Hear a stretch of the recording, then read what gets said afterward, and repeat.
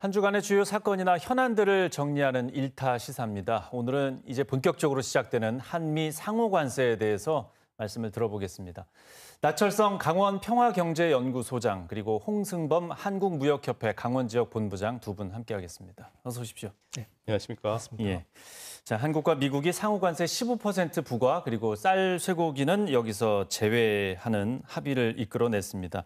일단 고비는 넘겼다 이런 평가가 나오고 다소 이견이 좀 있는데 일단 두 분의 의견을 들어보겠습니다. 먼저 홍승범 본부장님께서 먼저 말씀해 주시죠. 다행히 한미 양국이 큰 틀에서 원만한 합의를 이뤄내어서 다행이라고 생각합니다. 저는 크게 이제 세 가지로 좀 평가를 할 수 있는데요. 네. 먼저 이렇게 상호 관세 15%, 또한 품목 관세 자동차 부품 15%, 또한 반도체나 의약품 관세에 대해서는 최애국 대우를 부여받음으로써 미국 시장 내에서 EU와 일본 와 동등하게 접근할 수 있는 그 조건이 형성되었다라는 점에서 긍정적이고요. 다만 한 가지 아쉬운 점은 한미 FTA 타결로 인해서 저희들이 시장 진출의 이점을 받았는데 관세 양호 효력이 제고되면서 이 실질적인 부분이 좀 제고된 부분이 있어서 아쉽게 생각을 합니다. 예. 또 하나 두 번째로는 농축산물 개방, 미국산 구매 확대, 또한 디지털 규제 철폐 등에 있어서 미국의 요구사항을 효과적으로 좀 방어했다는 점에서 좋은 합의라고 저는 생각을 합니다.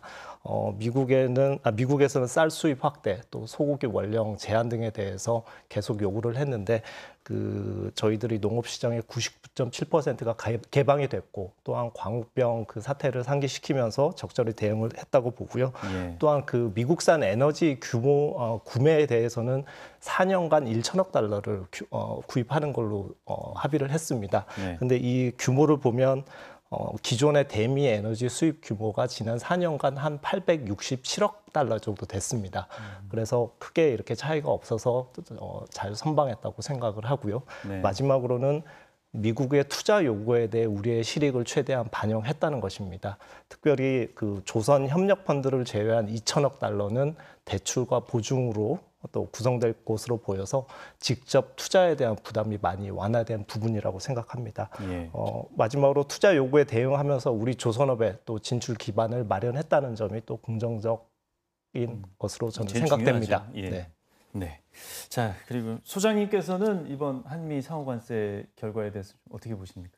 저는 좀 비판적 입장을 견지하고 있는데요. 이번에 있어서는 WTO와 FTA라고 하는 기간에 있어서의 경제 체제의 근본을 흔들리는 사건이 발생했다고 보는 것들이고 이와 관련된 측면들이 우리에게 기회의 요인보다는 위협의 요인들이 징변하게 됐다라고 하는 판단입니다. 그 이유는 뭐냐고 한다면 내용적으로 본다고 하더라도 앞서 말씀하셨지만은 기본적으로 한미 FTA를 통해 가지고 우리가 0% 관세이지 않았습니까? 네. 근데 모든 품목이 상호 관세이기 때문에 거의 대다수가 15%까지 올라갔다라고 하는 것들은 그만큼 가격 경쟁력을 잃을 수밖에 없다라고 하는 부분들인데요.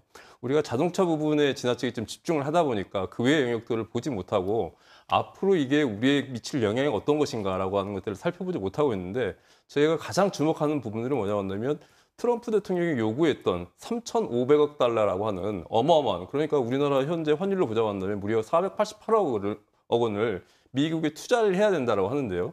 우리 정부에서 이야기하는 것들을 그것들이 기업을 해서 투자하는 걸 보증을 하던 아니면은 트럼프 대통령이 요구하던 간에 488조라고 하는 어마어마한 것을 투자하던지 간에 미국에서 요구하는 것들은 뭐냐고 한다면 거기서 나오는 수익의 90%를 자기네들이 가져가겠다라고 얘기를 하고 있는 거고 얼마 전에 또 미국의 백악관 대변인 같은 경우에는 그와 관련된 수익의 일부를 자기네 부채 상환에 쓰겠다라고 하는 부분들 아니겠습니까? 제가 우려하는 부분은 뭐냐고 한다면 현재 이재명 정부에서도 AI와 관련돼서 100조의 투자를 한다고 그랬거든요. 네. 근데 500조에 달하는 이 투자금을 대체 어떻게 마련할 것들인가라고 하는 것들이고 국내에 투자할 488억 에서 8조에서 500조 정도 투기된다 한다면 이 산업공동화 심각할 뿐만 아니라 우리나라의 제조업 관련돼서 경쟁력을 가질 수 있겠는가라고 하는 심각한 국가의 경제에 명운이 달린 문제이기 때문에 제가 볼 때는 이게 시작이라고 보고 있거든요. 네. 이와 관련된 명료한 좀 더 진솔한 대책과 파장을 준비하지 않는다고 한다면은 위험한 상황이 우리 경제에 닥칠 수도 있기 때문에 좀 더 주목을 해야 된다라는 말씀을 드리고 싶습니다. 예, 강대국이 마음 먹고 들어오니까 이거는 예. 이제 막아낸다는 개념으로 봐야 될 것 같은데 말씀하신 부분 중에서도 쌀 소고기 수입 개방이라든가 그리고 국방비 얘기도 좀 두루뭉술 넘어가지 않았습니까? 이런 부분들도 어느 정도 좀 예측을 하면서 대응할 준비를 해야 되겠네요. 제가 볼 때는 두 가지 측면에서 매우 주목을 해야 되는데요. 앞서 우리 홍 부부장님께서 말씀하셨지만은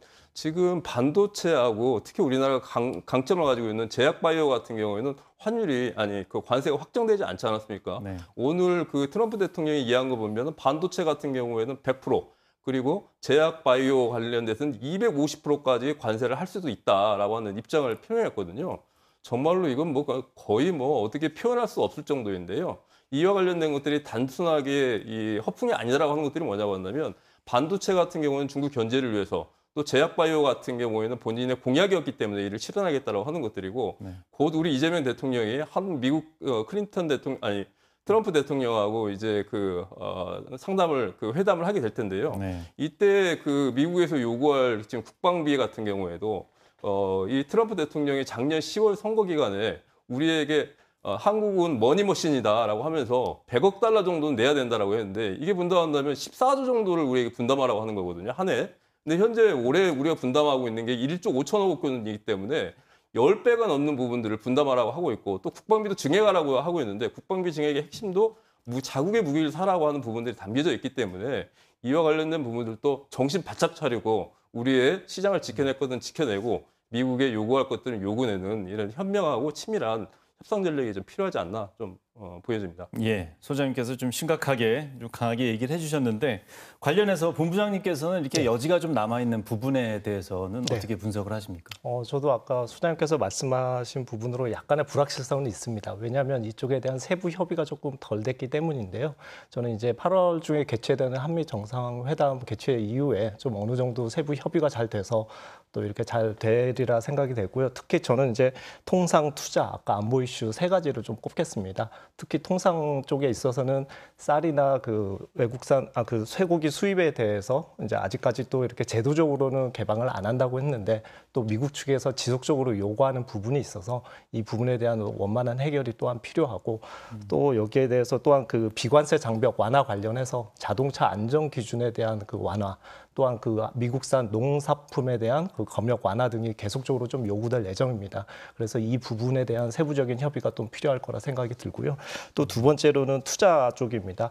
미국에서는 현재 투자 부분을 이제 트럼프 대통령이 생각하기에는 투자를 직접 투자가 다 전부다라고 해서 그거는 이제 미국 측으로서는 선물을 준 거다라고 해석을 하고 있는데 또 저희 정부의 입장은 이제 직접 투자는 포션은 크지는 않고 이제 대출과 보증으로 많이 이루어진다라고 하기도 하면서 크게 이제 아마 투자 펀드는 지금 현재 대출, 보증, 그다음에 이제 직접 투자로 이루어지는데 정부 발표 등에 따르면 그 자금 지원은 필요할 때에만 자금이 집행되는 캐피털 힐 방식으로 진행이 된다라는 부분이 있어서 아직까지 좀 상당한 이견을 보이는 상황이어서 이 부분에 대한 명확한 협의도 좀 필요합니다. 또한 마지막으로 안보 관련해서는 정부 측에서 그 안보 이슈에 대해서 또 저희 한국의 분단 상황에 대해서 충분히 다 설명을 했습니다만 근데 아무래도 아까 소장님께서 말씀하신 대로 방위비 분담 증액이나 또한 주한미군 분담 증액에 있어서는 지속적으로 좀 요구를 할 가능성이 높아서 이에 대해서도 좀 세밀하게 전략을 펼쳐야 될 것 같습니다. 예. 강원도의 산업도 미국 쪽으로 수출하는 그 규모가 상당히 크지 않습니까? 영향이 있을 것 같은데 예, 어떻게 맞습니다. 보십니까? 강원도를 말씀드리면 지금 강원도 수출에 있어서 대미국 수출 비중은 15%입니다. 금액으로는 2억 4천만 불입니다. 이거는 이제 올해 상반기 기준이고요. 그다음에 이제 주요 품목으로는 면류, 화장품, 의료용 전자기기, 자동차 부품 등이 있습니다. 네. 다만 자동차 부품은 지난 4월부터 품목 관세가 발효되면서 상반기 기준으로 한 10% 정도 감소를 했습니다. 네. 다만 아까 말씀드린 그 다른 품목에서 증가세가 계속되고 호조세를 보였기 때문에 전체적으로는 그 대미국 수출이 8%의 증가세를 보였습니다. 네. 다만 지금 우려되는 부분은 이제 하반기에 이 상호 관세가 지속적으로 현실화될 경우에 있어서 강원도 대미 수출은 작년보다는 조금 더 줄어들 것 같고요. 이제 이 여파로 인해서 강원도가 올해 목표로 한 30억 불은 다소 어려워질 수 있는 가능성도 있을 것 같습니다. 예. 소장님께서 요즘 그냥 부드럽게 얘기해 주셨어요. 예, 예. 이제 조금 걱정된다. 근데 소장님께서 보시기엔 좀 많이 걱정되실 것 같은데 어떻습니까?